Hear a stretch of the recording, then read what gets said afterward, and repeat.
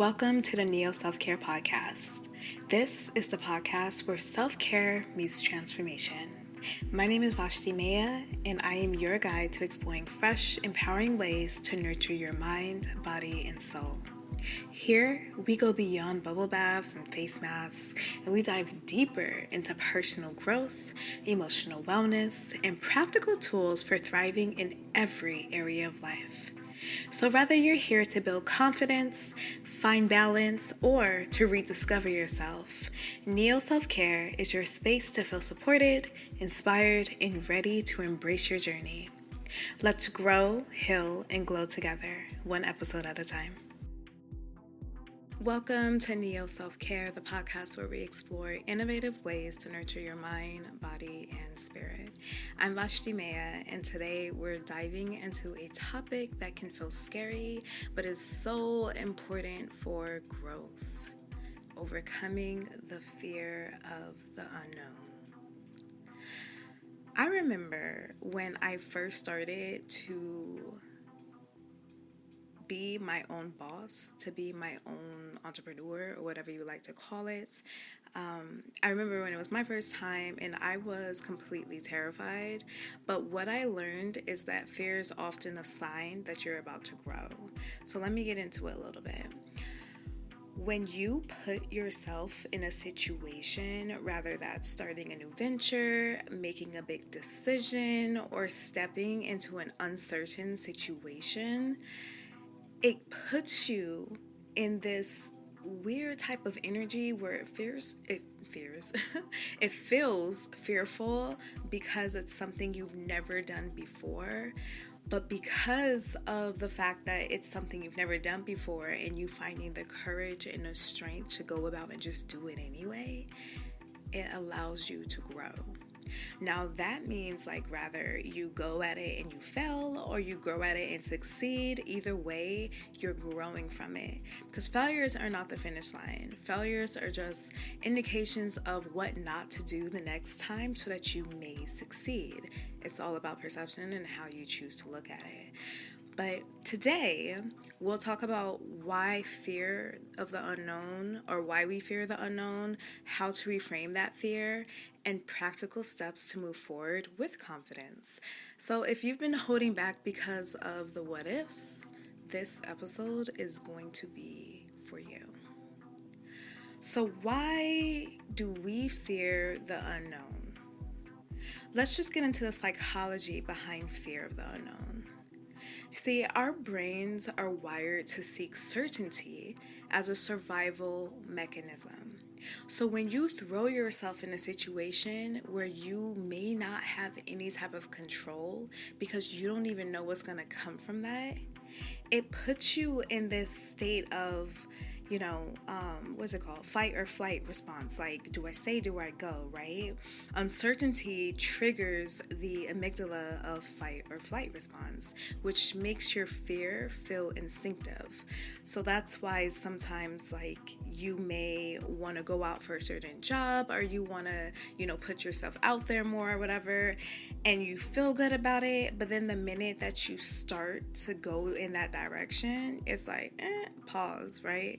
Things are not necessarily how you first thought they would be in your mind. So you're asking yourself, do I continue this or do I leave? What if people don't like it? What if I don't get it? What if?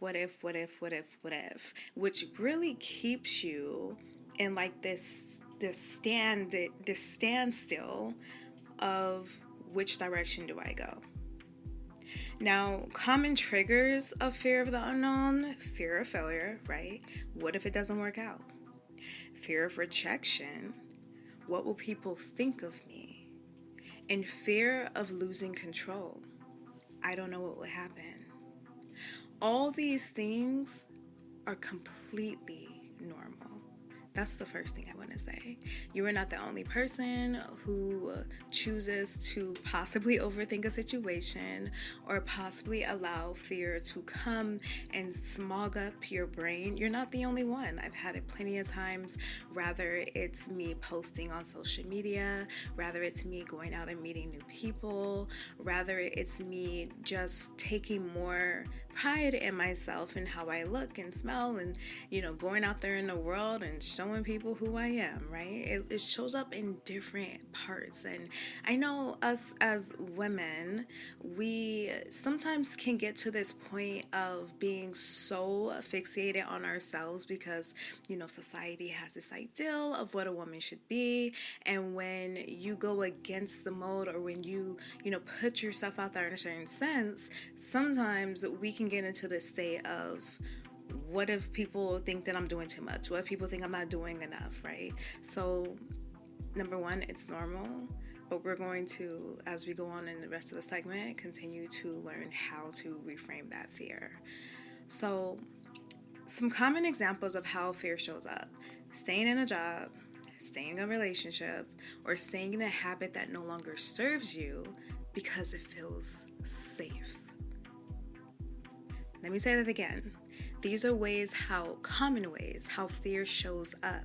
If you are staying in a job because it feels safe, or if you're staying in a relationship because it feels safe, or if you are continuing a habit that no longer serves you because it feels safe, that could be an example of how fear is showing up for you. So you have to ask yourself, does the false sense of safety, because I don't know what's behind that wall of safety, feel better than actually getting to a place that's more ideal?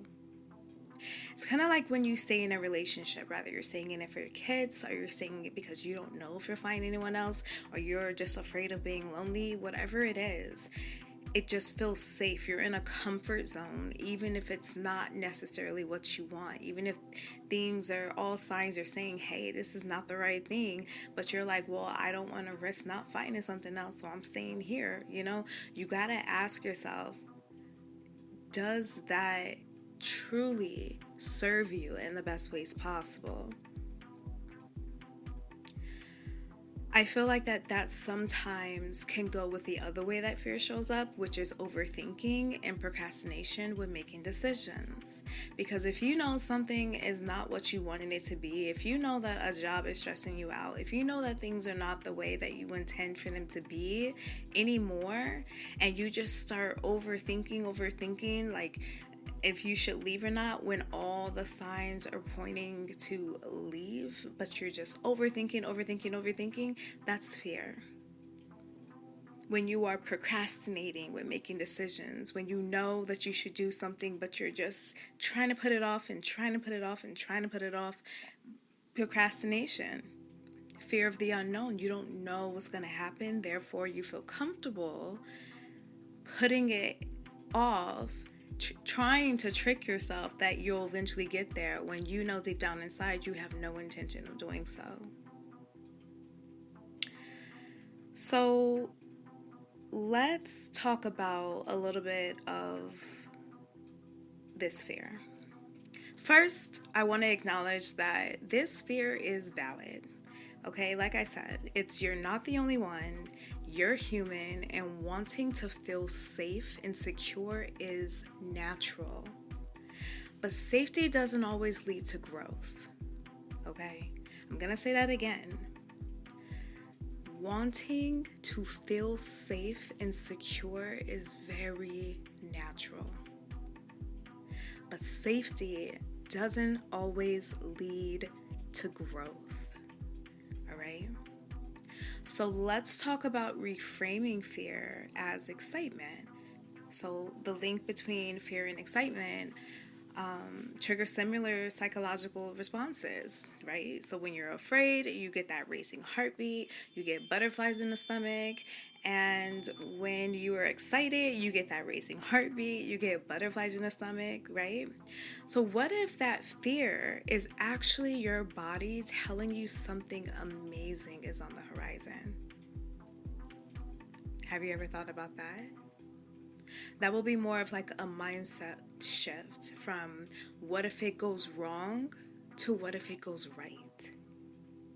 Now, I want you to think of best case scenarios rather than worst case scenarios. So you leave your job because you're looking to find one that's better. Instead of thinking, what if I don't find another job and I don't have any money and all my bills can't get paid and my car gets repossessed and then I'm on the streets and then I'm homeless? Because if you are an overthinker, you know you have thought about just about everything to make you feel even worse. So what if we shifted our mindset to what if it goes right? So you leave the job because you feel like you deserve more. You feel like that you can obtain more. And you go and you are just like empowered, excited for the opportunity that's going to come your way. You're not worried about if there's certain bills or whatever that's going to be paid because your focus is on it going right. You get what I'm saying? So you're really thinking of best case scenarios rather than worst case scenarios.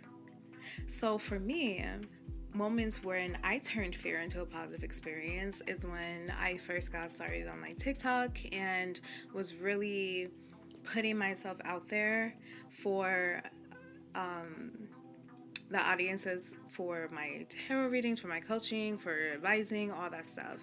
And yes, did I think about what could go wrong? Absolutely, because I quit my job and everything to do that full time. But I challenged myself to think differently. I am a firm believer that energy flows where attention grows. Yeah. Energy goes where attention flows. Yeah. I am a firm believer of that. So I challenged myself, hey, let's get in this, new mindset. And the butterflies and heart racing and all of that stuff that I felt, I looked at it as, wow, I'm really excited about this. Something amazing might happen from it. Something amazing must happen from it. And it did. And now, am I saying that it was something overnight? Absolutely not. Because when things were slow, I mean, those thoughts, okay, like they ain't go nowhere. They were just like, see. But I had to tell myself, no. This is all part of the method. This is a time for me to regroup, regather, replan, and then execute. So it's all about shifting the mindset. Now, some people may feel like, I don't know how to shift the mindset. Like, that sounds nice, but when you're in the mix of it, it's not necessarily the same. And I understand that. I could totally understand and respect that. So I want to give you some practical exercises that you can use to reframe your fear. Number one, and always, I will strongly encourage you to use affirmations. And I know that there are some people who are not for that. I'm not talking to y'all. I'm talking to people who are really looking to reframe that fear, to take on more things in life so that you may continue to grow. Affirmations. You can find your own online. You can make your own using AI. You can make your own using your brain, but you want to do the ones that truly hit for you. Something like, I am capable of handling whatever comes my way, is a very simple yet firm affirmation because you're not specific on what's coming your way, but you are saying that you're capable of handling whatever comes your way. And that verbiage and those words in itself create a very strong foundation. So if you're looking to reframe your fear, I would say definitely use your affirmations. The next tip I'll give for you is visualization. So can this fall in line with meditation? Absolutely. For those who like to meditate, if you're not a meditative type of person, don't know how to do it, don't want to do it, then just close your eyes and just try to visualize yourself for a short amount of time if possible. But I want you to imagine yourself succeeding and feeling proud after taking whatever leap of faith that you need to take. Rather that's applying for a school, rather that's leaving a job, rather that's starting a job, rather that's becoming a parent, rather that's traveling the world, whatever it is. I want you to imagine yourself succeeding and feeling proud after taking that leap. After that, I want you to shift to gratitude. I want you to focus on what you're gathering and gaining rather than what you might lose. Gratitude is a natural practice of being able to identify the things that you appreciate in life. And typically, the more that you become grateful of things, the more things you get to become grateful of. So focus on what you're gaining rather than what you might lose and see what that does for you. Affirmations, visualization, and gratitude are very practical exercises to reframe fear. They're very basic. It's not anything extreme. It's not anything that's otherworldly. It's just very practical things. And the more that you get in the mindset or mode of allowing for this reframing to happen, the more you grow, the more you're open to allowing new things to flow in your life. All right? Now, when you are in the midst of uncertainty, how do you face that? What actions can you take in the face of uncertainty? Well, first, you can break down the fear. You have to understand, why do you feel this way? Fear often feels overwhelming because it's vague. So I want you to get specific about what you're afraid of, and I want you to ask yourself, is this fear rational? For example, if you say, I'm scared to start this project because I might fail. Okay. But what does failure actually mean? And can you recover from it? So when you break down the fear, it reminds me almost of shadow work, because when you break down the fear, you're allowing for yourself to really understand what it is you're afraid of, and then it sets up a better, what am I trying to say? It's like a better, I have the word shaped on my tongue, I can't think of it. But when you break down the fear, it lets, better understanding of what caused that. What is the limited belief behind that is pushing you to feel afraid of things? And if you can start to dissect your fears, dissect your belief system, dissect your values, that's where you can start to replace it and build from there. And it's important to start small. It's important to take small, manageable steps towards the unknown. So if you are starting a business and it feels daunting, then begin with just one small step, like creating a vision board or drafting an idea. But I always say you don't have to just jump all the way in it. And I say that as a person who've always felt like you just gotta dive all the way in it. I have a history of that, and I always blame them on my placements, but they're always me, right? But there's a history that I've had of, okay, if I'm gonna do this, I gotta go all the way in. And I've learned that that's not always the case. And most importantly, I've learned that it is more manageable for me when I take small steps, because then I do what's within my boundaries. I do what's within my limits until I become confident, until I make it like a habit, and then I can add a little bit more.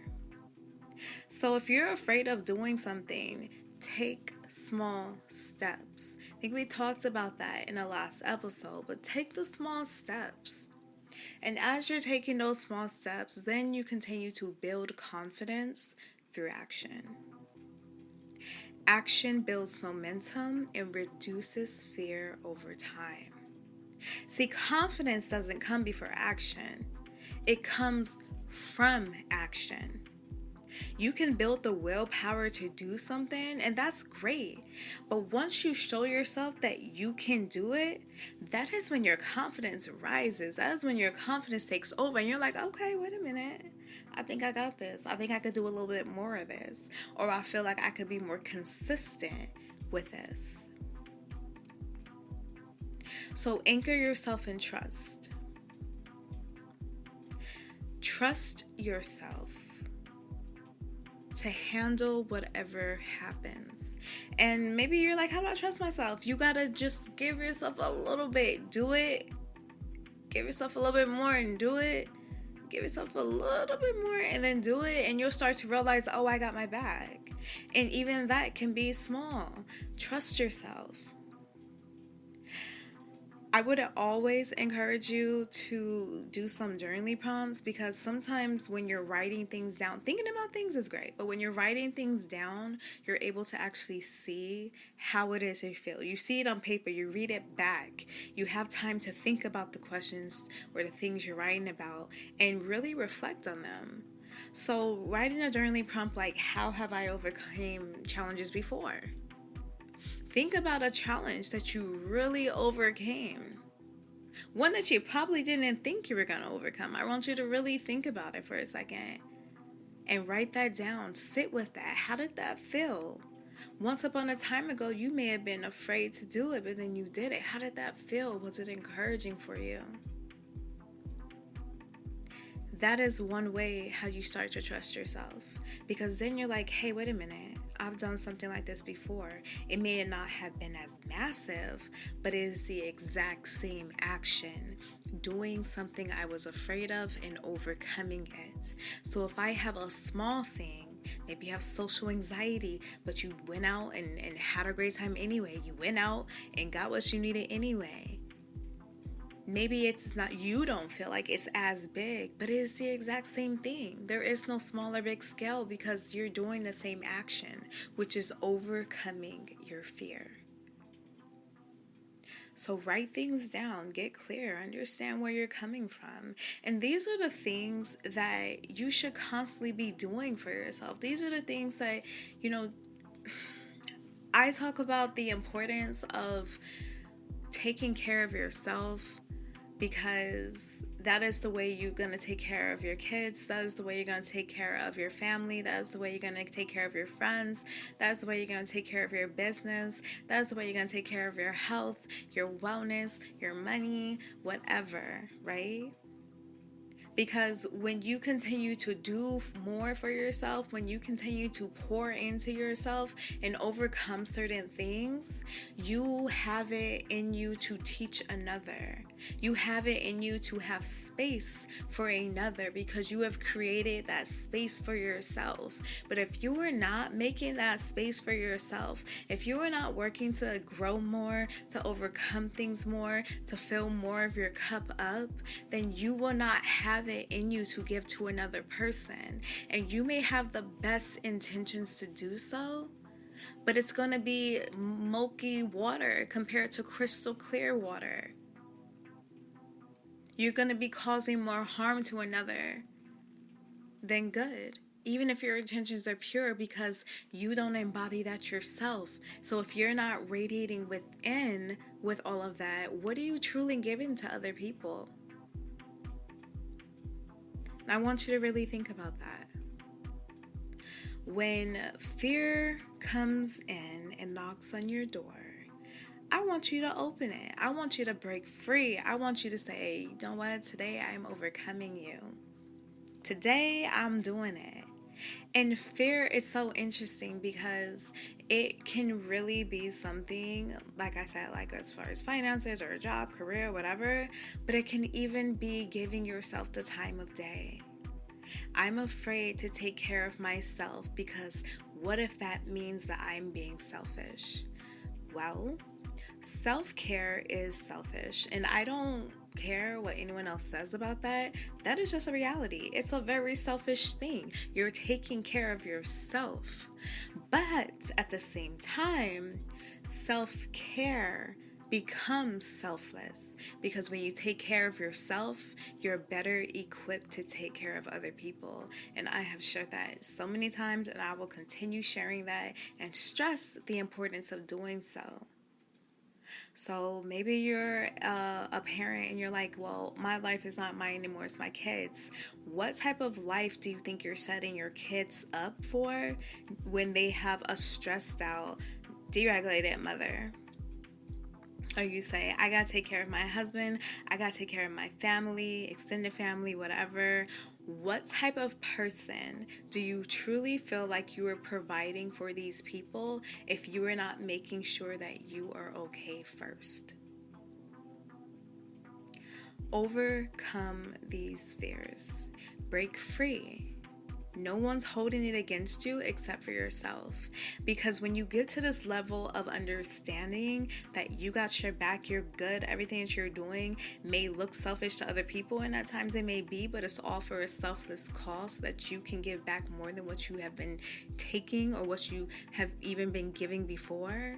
When you get to that place, it's full. You become full with life, full with understanding, and not really caring about if someone calls you selfish or not. Because you start to realize that it was never about the external and it was always about the internal. You come to realize that you don't have to choose to care about what anyone says about you, because you know what you're doing is for the greater good. You know that what you're doing is for your greater good. So let people say whatever. Let people do whatever. But don't let that stop you from doing the unknown. Don't let that stop you from doing the things that you're meant to do. Don't let that stop you from doing the things that you want to do. Break free. Overcome fear. Don't be a people pleaser. Do it for yourself. Ask yourself why you even feel bad about doing it for yourself. But do it for yourself. Now, I want to, as we get towards the end of this, I want to guide you in a small visualization, just like we did in the last episode. And if you're able, to close your eyes and take a deep breath. If you're not able, just find your calm for a moment. Whatever you're doing, just find your calm. And I want you to picture a version of yourself who has stepped into the unknown and come out stronger on the other side. So I want you to imagine yourself standing at the edge of a bridge. You're hesitant, but you step forward anyway. While you step forward, I want you to feel the fear dissolve with each step. Visualize crossing the bridge and arriving at a version of your life that feels aligned, exciting, and fulfilling.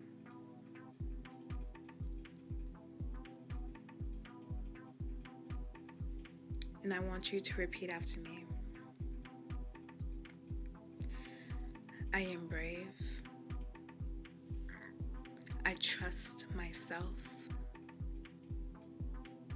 And I welcome the unknown with open arms.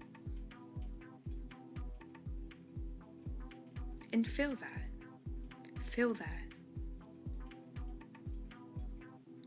You're more than welcome to practice that visualization anytime that you feel. I definitely think that it will be beneficial for you, especially if you need that extra push. Being able to see yourself do the things that you're most afraid of is really going to help you get to where you need to be. So it's that time again where we pull the tarot card of the week to see what type of energy that we can embody, especially dealing with fear of the unknown. A little ASMR for you.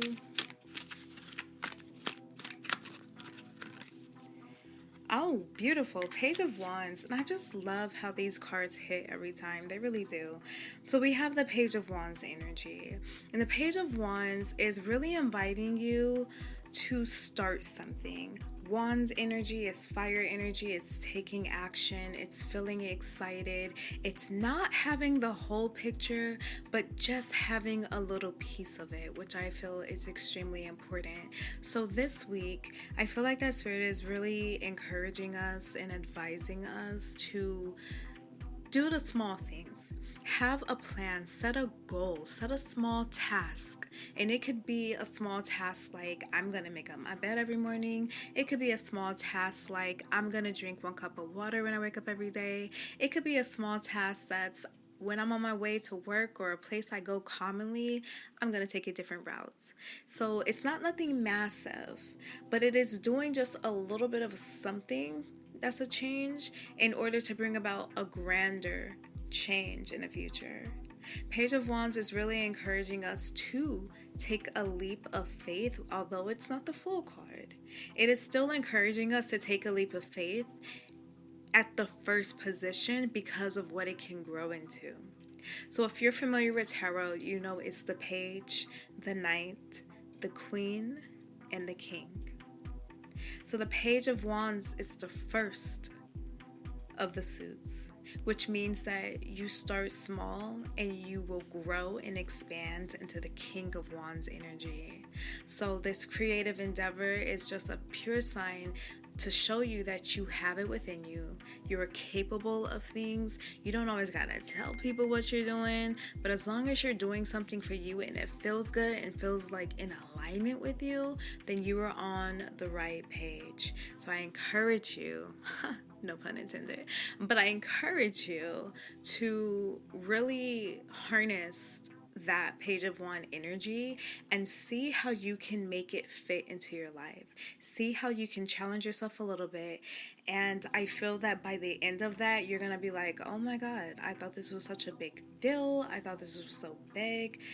But it ended up being smaller than I thought. It was just my thoughts overwhelming me. It was just my overthinking. It was just my hesitancy. It was just the fear. All right? So, beautiful card. Beautiful energy, very strong energy. So make sure that you do that for yourself this week. Now, I want to recap just a few key takeaways before we close out completely.